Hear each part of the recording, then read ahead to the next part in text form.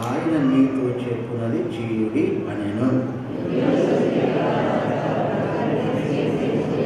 ఆనాడు యేసు ఈ మొదటి సూచక క్రియను చేసి తన మహిమను బయలుపరిచాను.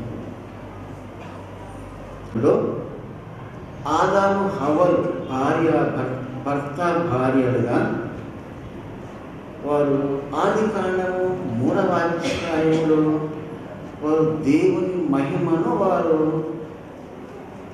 పోగొట్టుకున్నారు. మొదటి అధ్యాయంలో దేవుడు తాను చేసినది యావత్తును చూచినప్పుడు అది చాలా మంచిదిగా ఉండేను, చాలా మహిమ గలదిగా ఉండేను. ఆ యొక్క సంతోషమైనటువంటి అనుభవం 3వ అధ్యాయం వచ్చేటప్పటికి ఏమైంది? మొట్టమొదటి కుటుంబము ఆదాము హవ్వలు దేవుని మహిమను పోగొట్టుకున్నారు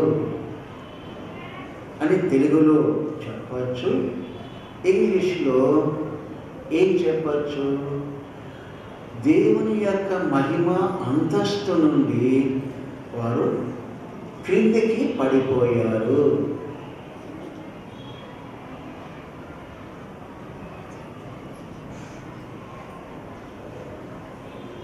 మొదటి 2 అధ్యాయాల్లో మొట్టమొదటి భార్యాభర్తలుగా లేక కుటుంబముగా యెహోవా దేవుడు వారి కుటుంబ జీవితం ద్వారా తన మహిమను బయలుపరుస్తూ వచ్చాడు. మొట్టమొదటిగా లూసిఫర్ అనేటువంటి సాతానుగా మార్చబడకముందు లూసిఫర్ ప్రధాన దూతల్లో ఒకడన్నమాట. ఆ దూతకు దేవుడు ఆదాము హవ్వల కుటుంబము ద్వారా వారి వివాహ జీవితము ద్వారా తన మహిమను బయలుపరిచాడు. ఎలా బయలుపరిచాడు? లూసిఫర్ పరలోకంలో ఉండి తాను గర్వించి సాతానుగా పడిపోకమునకు ఆదాము హవ్వలు ఏదైనా తోటలో చూసినప్పుడు, అరే బాబురే ఇంకేమిటి, ఆదాము హవ్వలు నాకంటే అధికమైన పరిమాణము వారు మహిమా స్వరూపులుగా ఉన్నారు, వారు సాక్షాత్తు యెహోవా దేవునిలాగానే ఉంటున్నారు, దేవుని వలె వారు కూడా సభా పర్వతమందు కూర్చున్నట్టుగా మహిమల సింహాసనాసీనులై ఉంటున్నారు. వారు చూస్తుంటే అచ్చము యెహోవా దేవుణ్ణి చూస్తున్నట్టే ఉంది. వారిని చూస్తుంటే అచ్చము త్రియక దేవుణ్ణి చూసినట్టే ఉంది. నేను ఏదైతే ఆశించానో, నేను పరలోకమంతటిలో సౌందర్యవంతుణ్ణి యెహోవా దేవునికి తర్వాత నేను యెహోవా దేవునితో సమానంగా చేసుకోవాలని చెప్పి నేను ఎంతో ఆశించాను. నేను ఆ మహిమను, ఆ సౌందర్యాన్ని పోగొట్టుకున్నాను. అని ఇప్పుడు మంటి మానవులకు, ఈ నూతన దంపతులకు, ఈ కుటుంబానికి అబ్బా ఇంత పర్ఫెక్ట్ గ్లోరీ, ఇంత సంపూర్ణమైనటువంటి పూర్ణమైన మహిమతో వారు నిండి ఉన్నారే, మహిమను ధరించిన వారుగా ఉన్నారే అని సాతాను ఆశ్చర్యపడిపోయి ఆశ్చర్యపడ్డాడు.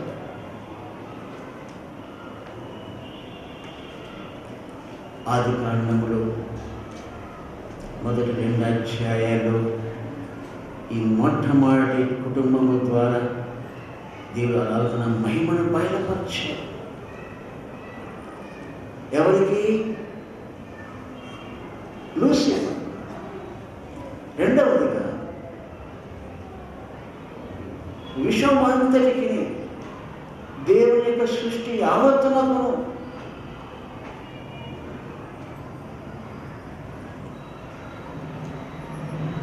దూతలందరికీ, మహాదూతలందరికీ, కెరూబులకు, శరాపులకు, పరలోకమందున్నటువంటి సైన్య సమూహం అంతటికి యెహోవా దేవుడు ఆదాము హవ్వలకు ఉన్నటువంటి తమ యొక్క ఆ మహిమ స్వరూపాన్ని, ఆ మహిమను ప్రత్యక్షపరిచినాడు, కనుపరిచాడు. వారు చూసి ఆశ్చర్యపడిపోయారు. ఆదాము హవ్వలు మాకంటే ప్రకాశమయమైనటువంటి వారుగా ఉంటున్నారని దూతలు, మహాదూతలు కూడా వారు చూచి సంతోషించి ఆనందించారు.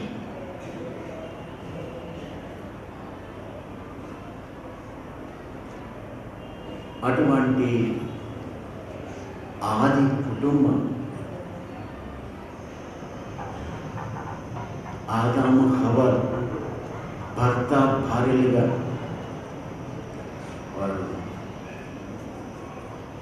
వారి ద్వారా సాతాను దేవుని మహిమను దొంగిలించినట్లుగా మనం ఆదికాండం 3వ అధ్యాయంలో చదువుకుంటాం.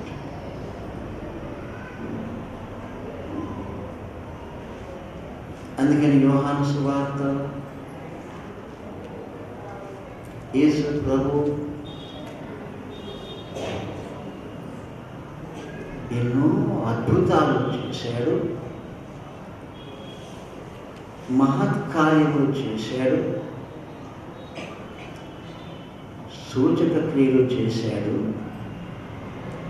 అయితే ఈ గలిలయ అనే ప్రాంతంలో ఉన్నటువంటి కానాను ఊరిలో జరిగిన వివాహంలో ఆయన మొట్టమొదటి సూచక క్రియ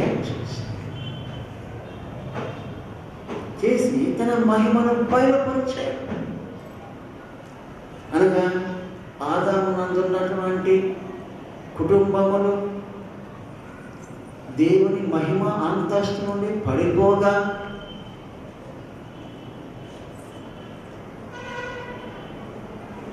వారి కుటుంబ జీవితంలో ద్వారా సాతాను అపవాది దేవుడు మహిమ పరచకుండా వాడు మహిమ పరచుకున్నట్టు దొంగిలించగా యేసుక్రీస్తు ప్రభు భూమి మీద ఉన్నారు. వివాహంతో ఈయన తన సూచక్రియ మొట్టమొదటిగా ఆరంభించి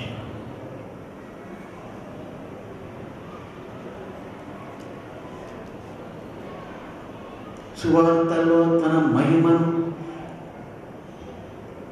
ఈ యొక్క ఇంటి వారు లేక ఈ యొక్క నూతన దంపతుల యొక్క కుటుంబ జీవితం ద్వారా తన మహిమను ప్రత్యక్షపరచుకున్నాడు. కనుక మన ప్రార్థన ఏంటి? సైమన్ బిడ్డ గ్రేస్ వారి యొక్క ఇప్పుడు వారు తమ కుటుంబాలను కట్టుకున్నట్టు ఆరంభించారు, సంసార జీవితము వైవాహిక జీవితమును ఆరంభించారు. కనుక వారి వైవాహిక జీవితము ద్వారా, కుటుంబము ద్వారా, వారి గృహము ద్వారా, సంసారము ద్వారా దేవుని యొక్క పర్పస్, ఉద్దేశం వారు ఆరంభంలో గ్రహించాలని మన యొక్క బాధ ఏంటి? వారిద్దరి ద్వారా వారు ఎక్కడ ఉన్నప్పటికీ, ఉద్యోగ జీవితంలో ఉన్న, ఇంటిలో ఉన్న, బంధువుల మధ్యలో ఉన్న, సంఘములో ఉన్నప్పటికీ, ఆదివారం ఉన్నా, మంగళవారం ఉన్నా, లేకపోతే ప్రార్థనాగుడిలో ఉన్న, బైబిల్ స్టడీ మీటింగ్లో ఉన్న, ఇరుగు ప్రాంతంలో ఎక్కడ ఉన్నప్పటికీ వారు భార్య వారి కుటుంబం ద్వారా దేవుని యొక్క ఉద్దేశం ఏంటంటే దేవుడు వారి ద్వారా తన మహిమను ప్రత్యక్షపరచాలా అని ఒక బాధ.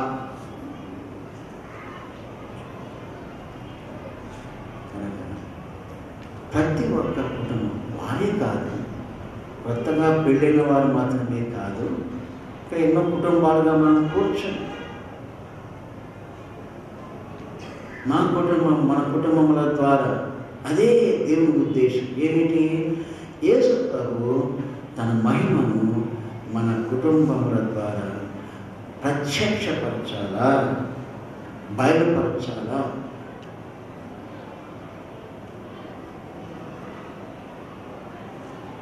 అందుకని జగత్తు పునాది వేయబడక మునిపే క్రీస్తునందు మనలను దేవుడు ప్రేమించి ఏర్పరచుకున్నాడు.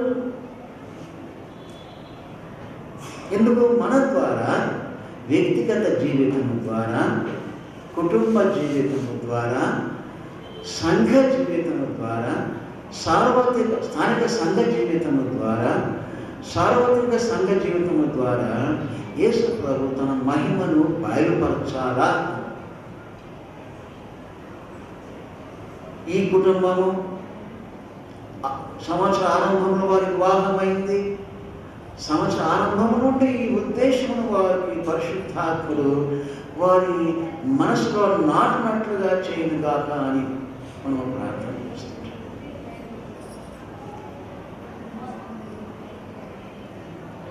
ఇప్పుడు ప్రశ్న ఏంటంటే, వీరి కుటుంబ జీవితం ద్వారా ఈ నూతన సంవత్సరంలో, రాబోయే సంవత్సరాలు ఎలాగ ప్రభుని యేసుక్రీస్తు తన మహిమను బయలుపరుచుకుంటాడనేది మన ప్రశ్న. దానికి వాక్యంలో జవాబులు ఉన్నాయి. దానికి కొన్ని కండిషన్స్, కొన్ని షరతులు ఉన్నాయి. ఈ కానాలో వివాహమైనటువంటి ఈ దంపతులు ఏం చేస్తే యేసు ప్రభు తన మహిమను బయలుపరుచుకుంటాడు? మొట్టమొదటి కండిషన్, మొట్టమొదటి షరతు 3వ వచనంలో నేను చదువుతాను, మీరు వినండి, చూడండి. ద్రాక్ష రసము అయిపోయినప్పుడు అని చదువు. ద్రాక్ష రసము అయిపోయింది.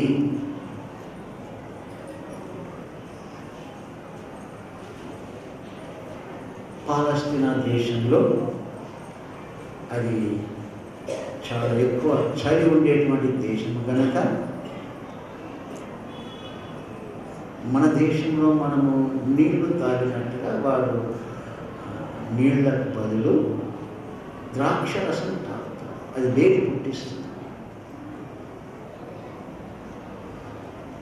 నేను మొన్న ఒక వాట్సాప్లో ఒక పటం చూస్తున్నాను. ఒక అబ్బాయి అనంతపూర్ నుండి కెనడాకు వెళ్ళాడు, ఎంఎస్ చేస్తుంటాడు.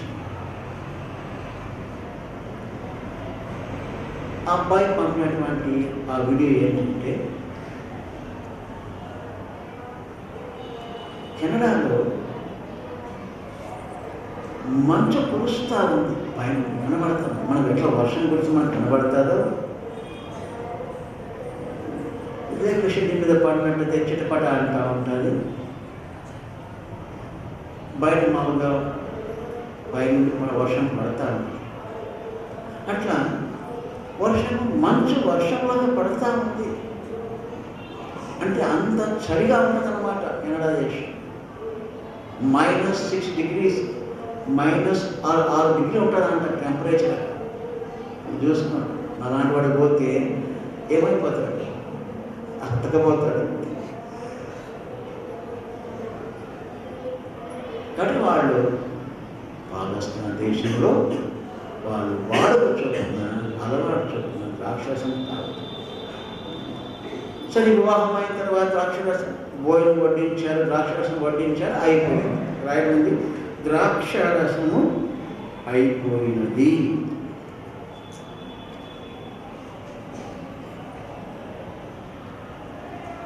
బైబిల్లో కీర్తనలో రాయడం మనకు తెలిసిన భాగమే. ద్రాక్షరసం అంట హృదయమును సంతోషపరుస్తుంది. కానీ ద్రాక్షరసం అనేది సంతోషమునకు గుర్తు.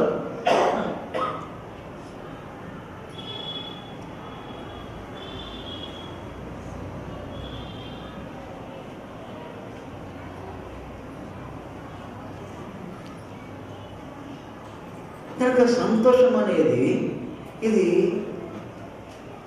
మనిషి యొక్క ఆంతరంగిక అనుభవము.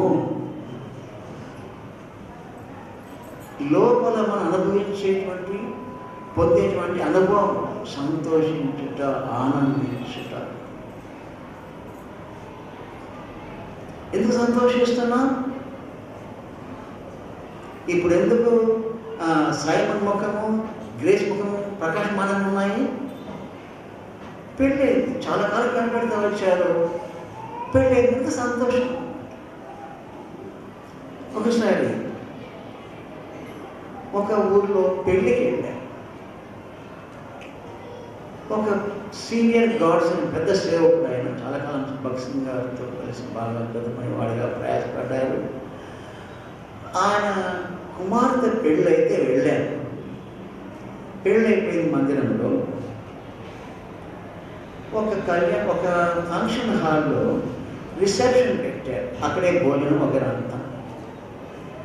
రిసెప్షన్ అంటే పెళ్లి కొడుకు పెళ్లి కూతురును కలిసి వచ్చిన వాళ్ళు ఒకవైపు స్త్రీలు, ఒకవైపు పురుషులు నిలబడి వరుసగా వెళ్ళి వారు తెచ్చినటువంటి ప్రేమ గిఫ్ట్, ఏదో ఒక గిఫ్ట్ కానుక ఇచ్చి వాళ్ళు భోజనం చేస్తారు.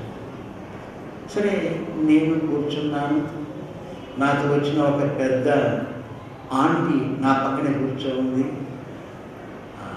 నా పక్కన ఈ పక్క ఆ పెళ్లి కుమారుడు తండ్రి కూర్చోన్నాడు. ఆ దైవ సేవకునికి, పెళ్లి కుమారుడి తండ్రికి నా పక్కన కూర్చున్న ఆంటీకి చాలా పరిచయం అన్నమాట. సేవ చేశారు కనుక వాళ్ళ ఊరు అంతేగా, సేవ కొంతకాలం సేవ చేస్తే దేవుని కంటే పైన చూస్తారన్నమాట. అది అంత మంచిది కాదు. అటు కాబట్టి ఆమె పరిచయాన్ని బట్టి ఆమె ఒక ప్రశ్న వేసింది. ఏంటన్నా మీ కూతురు కూడా హ్యాపీగా ఉంది అన్నా. ఏమైందండి? మీ కూతురు చాలా హ్యాపీగా ఉంది. ఆయన పెళ్లి కొడుకు తండ్రి సేవగా ఉన్నాడంటే, ఏంటక్క పక్కన ఉన్నాడు ఆయన. పక్కన ఎవరున్నారు? పెళ్లి కొడుకు పక్కన ఎవరున్నారు? భర్త ఉన్నాడు. పెళ్ళి అయిపోయింది కదా, అందుకు సంతోషం అక్క అన్నాడు. చంద్రబాబు చెప్పాడండి. ఇప్పుడు గ్రేస్ సైమన్ తన పక్కన ఉంటే సంతోషం, అలాగే సైమన్కు గ్రేస్ తన పక్కన ఉంటే సంతోషం. కనుక ద్రాక్షరసము అయిపోయిందంటే సంతోషం అనేది ఎండిపోయింది అని చెప్పాలి. ఎప్పుడు కుటుంబ జీవితంలో సంతోషము పెళ్ళైన దినము నుంచి కొంతకాలం వరకు సంతోషం ఉంటుంది, సందేహం లేదు. కాలం జరుగుతుండగా భర్త యొక్క టెంపరమెంట్, మనస్తత్వము వేరే, మగవాడు. భార్య యొక్క టెంపరమెంట్, మనస్తత్వం వేరే. ఎందుకు? స్త్రీ కనుక. అలా దేవుడు నిర్మించాడు, చేశాడు. వివాహ జీవితంలో వీరిద్దరూ కూడా ఒక్క శరీరముగా ఉండాలని ప్రభువు నియామకం చేశాడు. అప్పుడే రాయబడింది ఏమని? వారిద్దరు ఏక శరీరమై ఉందురు అని చదువుకుంటాం. ఎఫెసీ పత్రికలో 5వ అధ్యాయంలో వారిద్దరు ఏక శరీరం, వన్ ఫ్లెష్. ఒక శరీరం అంటే ఈ యొక్క బాడీ కాదు, ఒక వన్ ఫ్లెష్. తెలుగులో మాటలు లేక శరీరం అని. వన్ ఫ్లెష్ అంటే ఒక్కటి కావాలా అంటే భర్త స్వభావము, భర్త మనస్తత్వము, భార్య స్వభావము, భార్య మనస్తత్వము, ఈ రెండు కలిసి దేవునికి ఉన్న స్వభావము, దేవునికి ఉన్న మనస్తత్వము ఒక్కటిగా తయారు కావాలి. అది అప్పుడు దేవునికి మహిమ అన్నమాట. అప్పుడు సైమను ద్వారా బిడ్డ గ్రేస్ మహిమ కుమార్తెగా తయారు చేయబడాలి. అలాగే బిడ్డ గ్రేస్ ద్వారా సైమన్ మహిమ కుమారుడుగా తయారు చేయబడాలి. ప్రభు తన తండ్రి మహిమతో దూతలతో కూడా ఆయన రెండవసారి మధ్యాకాశం మందు ప్రత్యక్షమైనప్పుడు వీరిద్దరు కూడా సజీవులుగా ఉన్నట్లయితే అప్పుడు వీరిద్దరూ ఒక్క పురుషుడిగా, ఒక్క నూతనమైనటువంటి పురుషుడిగా, ఒక్క స్వభావం ధరించిన వారుగా, వన్ ఫ్లెష్గా, ఒక్క వ్యక్తిగా వారు మేఘాల పైన కొనిపోబడతారు. ఒక్క ప్రభును పోలిన వారుగా వారు పైకెత్తబడతారు. ఒక్క దైవ స్వభావంలో పాలువారలై వారు పైకెత్తబడతారు.